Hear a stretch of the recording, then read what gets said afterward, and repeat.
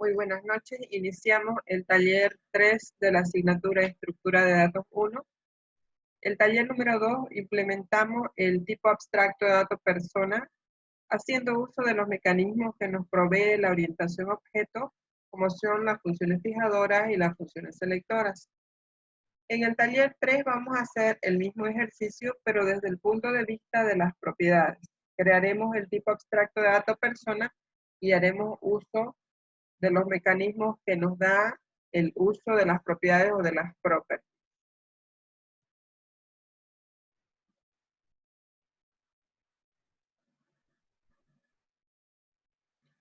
Básicamente, el tipo abstracto de dato persona es el mismo que hicimos en la anterior clase. Tiene 4 atributos: nombre, sexo, fecha de nacimiento y profesión.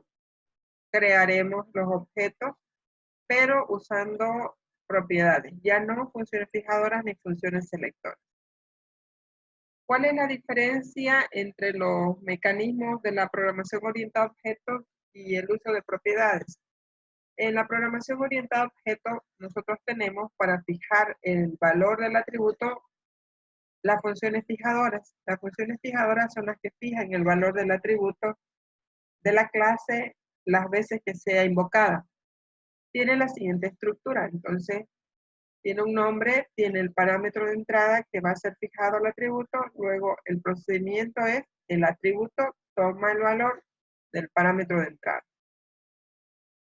Para la función selectora, la función selectora tiene un retorno que es dependiendo del tipo de dato del atributo. En este caso, nombre fue definido como tipo de dato string en la clase. Entonces, el tipo de dato que va a retornar es un string. Se antecede como prefijo la palabra set y get. No son palabras reservadas, en este caso de aquí no son, pero se antecede para tener una convención de código como lo sugiere el autor, los autores Deitel y Deitel en su libro de programación en C#. Por otro lado, el uso de propiedades me dice que yo puedo tener una sola función, una sola porción de código fuente, y dependiendo de lo que yo esté haciendo, se invoca el set o se invoca el get. Si yo estoy fijando el valor, me va a aparecer en la invocación al método un igual, entonces va a invocarse al set y va a fijar un valor genérico. Aquí no le voy a colocar que sea alguna variable o algún parámetro, pero sí tiene que ser de tipo string. Entonces, un valor de tipo string fija y retorna el nombre de tipo string. Ahora nos vamos a nuestro framework. Vamos a decirle archivo nuevo proyecto. Vamos a colocar como nombre taller 3.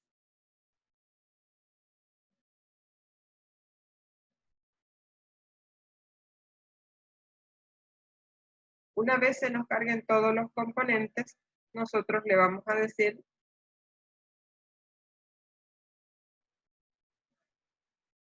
proyecto, agregar clase. Vamos a implementar la misma clase persona del ejemplo anterior, pero usando propiedades. Entonces le vamos a decir primer atributo de tipo string, se llama nombre. Segundo atributo de tipo string es el sexo, masculino o femenino. Tercer atributo de tipo datetime se llama fecha de nacimiento. Y por último, el último atributo de tipo string se llama profesión. Hasta aquí, igual que el anterior ejemplo, vamos a programar un constructor. El constructor sin parámetros o constructor sin argumentos. Entonces tengo qué nombre, qué sexo y qué profesión son de tipo string, por lo tanto puedo yo en una sola línea inicializarlo a un valor constante, que en este caso es la cadena vacía. Por su parte, fecha de nacimiento es de tipo datetime, entonces de la clase datetime yo puedo elegir el máximo o el mínimo valor. Estos son constantes. Voy a elegir el máximo valor, que va a ser el 31 de diciembre del año 1999. Si elijo el mínimo valor, es el 1 de enero del año 1. De aquí en adelante ya viene la diferencia. Entonces, le digo, propiedad nombre.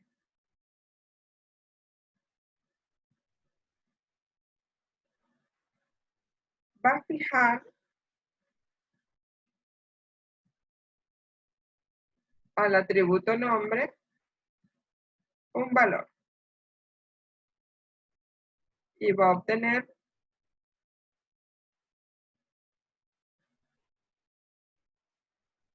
el retorno del atributo nombre. ¿Sí? Entonces ahí ya tenemos la propiedad nombre. Lo mismo voy a hacer para el otro atributo.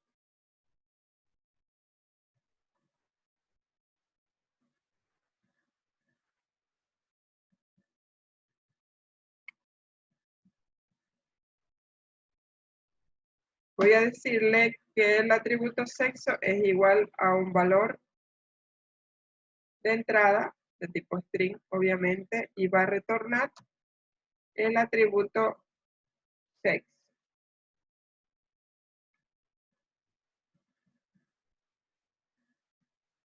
En la siguiente propiedad es de tipo datetime.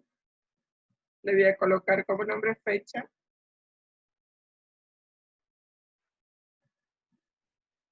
Va a fijar y va a obtener.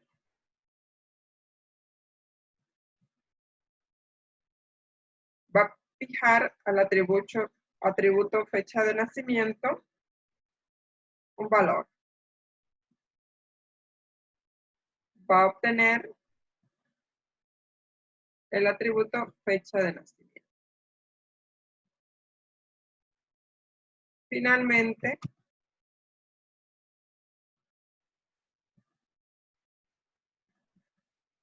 la propiedad llamada profesión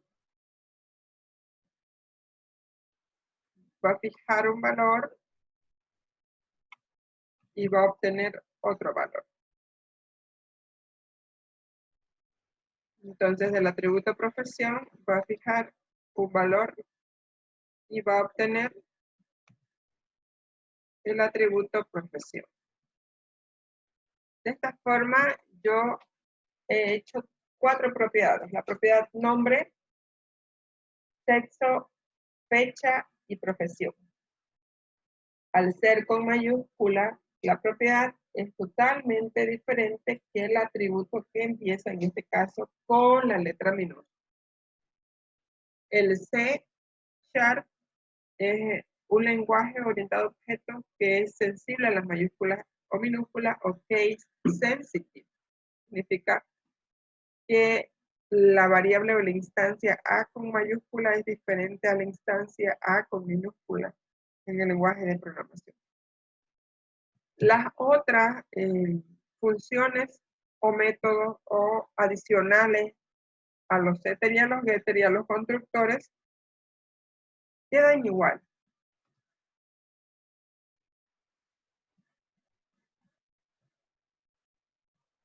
Por ejemplo, el método calcular edad.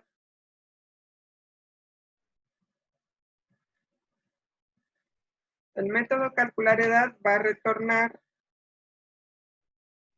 de la clase datetime del objeto now el año. Eso lo va a restar al atributo fecha de nacimiento.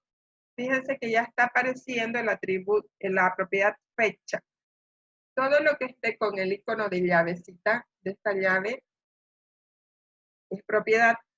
todo lo que esté con el icono del borrador azul, con su candadito privado, significa que es atributo. Entonces, fecha de nacimiento, punto año. Entonces, esa es mi clase persona implementada utilizando propiedades. ¿Sí? En otros lenguajes de programación como el Visual Basic aparece la palabra reservada property. En este caso, el C# no tiene la palabra reservada. ¿No? Nos vamos al formulario para diseñarlo. ¿Qué va a tener el formulario? Va a tener lo mismo, básicamente, que el anterior formulario. Entonces va a tener nombre, sexo, fecha de nacimiento, profesión, va a tener su data grid y sus dos botones. Profesión va a estar actor, ceramista, médico, ingeniero. Sexo, masculino, femenino.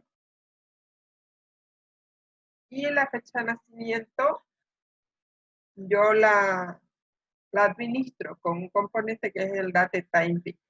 Entonces, text box, combo box, date time picker, combo box, data grid view y button. ¿Sí?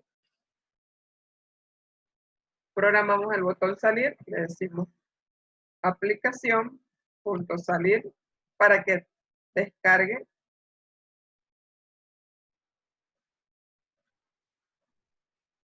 Nos vamos nuevamente al botón insert. Primeramente, antes de hacer cualquier operación, lo que debemos de hacer es crear el objeto. En este caso, de la clase persona P.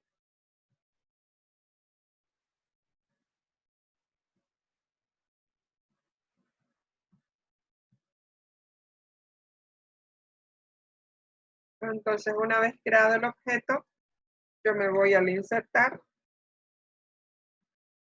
Siempre dentro de un bloque de control de errores. El bloque más básico de control de errores es el try catch. Generalmente se utiliza en base de datos para apertura y para cerrado.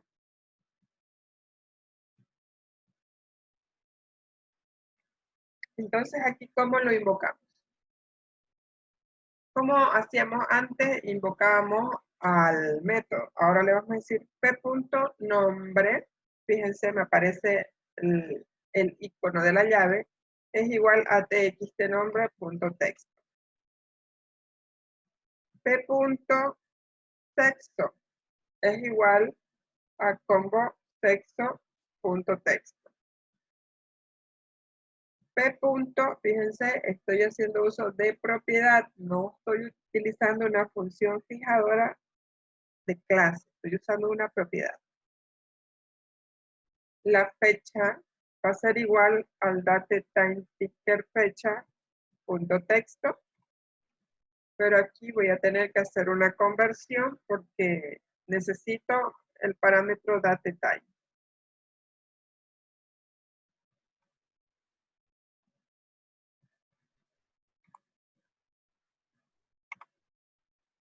Y finalmente p.profesión es igual a combo profesión.text.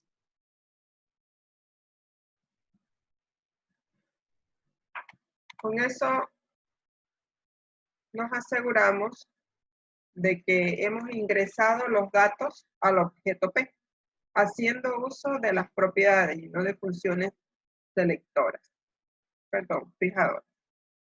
Entonces ya están fijados los valores, ahora los obtenemos. ¿De qué forma?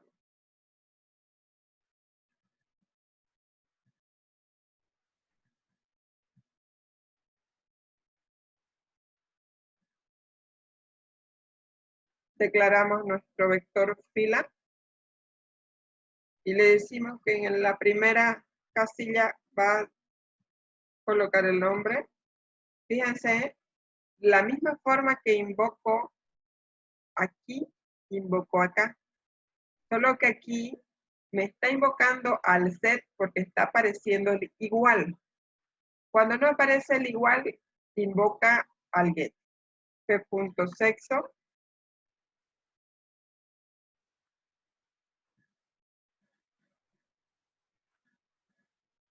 P.fecha. Y aquí lo vamos a convertir a una fecha corta.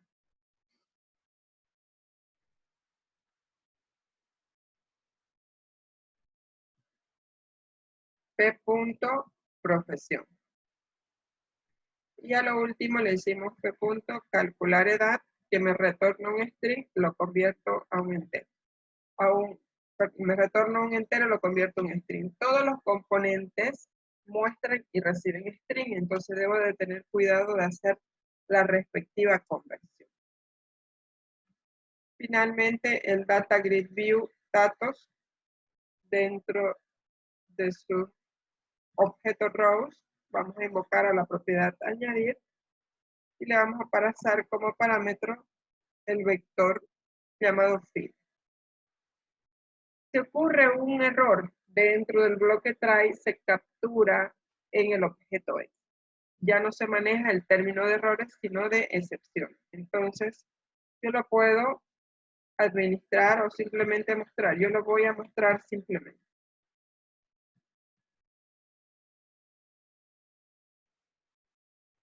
Entonces, de esa forma, he ingresado los datos. Fíjense, no estoy haciendo como el anterior, el taller 2. En el taller 2, aquí decía p.setNombre y aquí p.getNombre. ¿Cómo sabe el compilador a qué porción de código invocar? Si a este o a este de acá. Fácil. El compilador donde encuentra un igual significa que está invocando a un set. Donde no encuentra un igual, está invocándolo al get. Entonces, aquí encuentra un igual, lo invoca al get. Aquí no encuentra ningún igual, lo invoca al get. Aquí al set y aquí al get.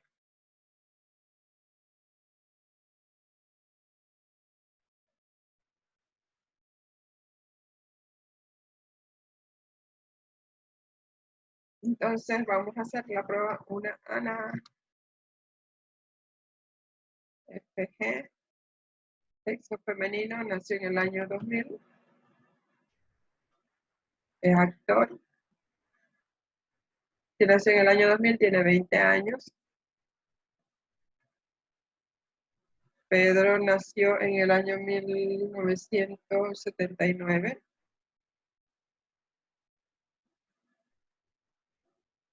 Tiene 41 años. Juan nació en el año 1960. Tiene 60 años. Y así sucesivamente. ¿Sí? El Data Grid es un componente bastante interesante y versátil. Yo puedo inclusive editar campos dentro de un Data Grid. Puedo aquí, en este caso, porque está editable. Entonces, yo puedo ingresar datos o puedo mostrar datos dentro de lo que es el Data Grid View. Lo puedo manejar como filas, columnas, lo puedo manejar como vectores de filas o lo puedo manejar como vectores de columna o combinados de acuerdo al ejemplo que nosotros querramos obtener. Entonces, de esta forma, hemos finalizado el taller número 3, que es la implementación del ADT persona, haciendo uso de lo que son las propiedades dentro de los mecanismos que tenemos para implementar un ADT. También podemos hacerlo utilizando las funciones fijadoras y selectoras, que son netamente orientadas a objetos, o también podemos hacer uso de mecanismos más fáciles, que son las propiedades.